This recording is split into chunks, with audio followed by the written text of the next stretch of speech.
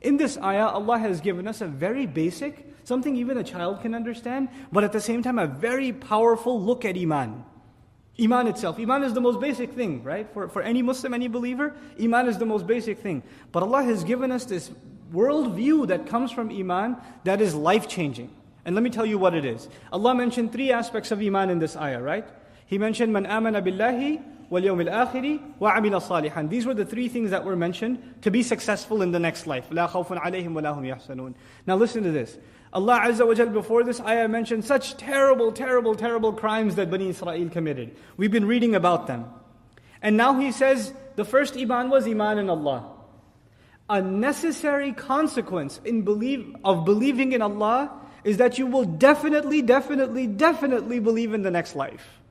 It's a consequence of believing in Allah. If you don't believe in Allah, then it's very difficult for you to accept that there is a life after this one.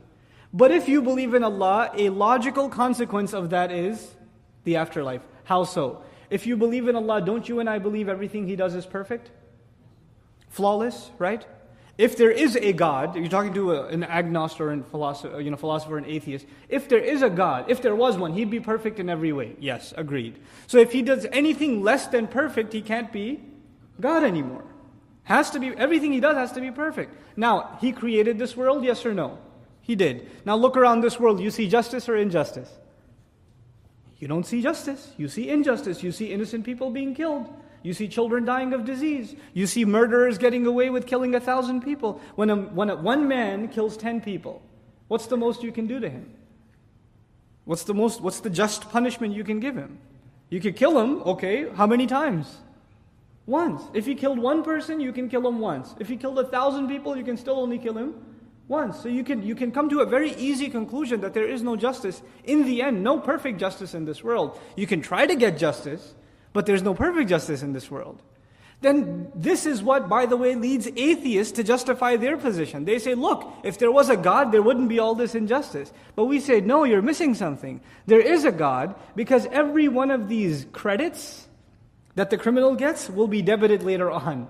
And every one of these debits will be credited later on. No crime went unnoticed. Nothing is off record. Everything is being kept track of. And anything that you suffered here that you didn't get compensated for, you will get paid for it. What is that thing called? It's called the last day. In other words, if you don't believe in a last day, then you can no longer accept Allah as just.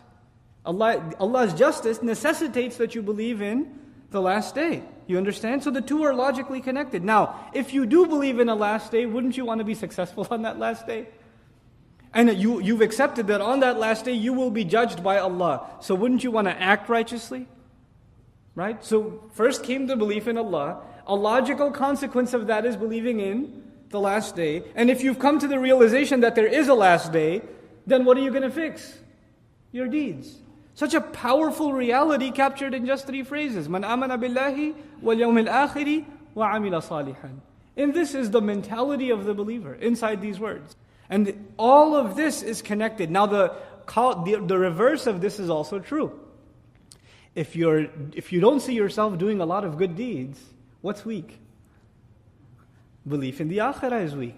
I'm not so sure if I'm going to get rewarded all that much for what I'm doing, so it's not worth my time to do. There are other things that are taking my time, because obviously I'm convinced that's a better use of my time. In other words, when you don't see yourself convinced of doing good deeds, it's actually not a weakness in being good, it's a weakness in believing in the afterlife. You're not getting enough reminder or reinforcement about the next life. But if the belief in the next life is weak, what does that lead to? Belief in Allah being weak. The remembrance of Allah being unnecessary. You see how it reverses? So good deeds, the more you do them, the more it fortifies your belief in the next life. And the more you fortify your belief in the next life, the more your expectation from Allah increases. Your belief in Allah increases. And the reverse is also true. So this amazing formula has been given that has been timeless.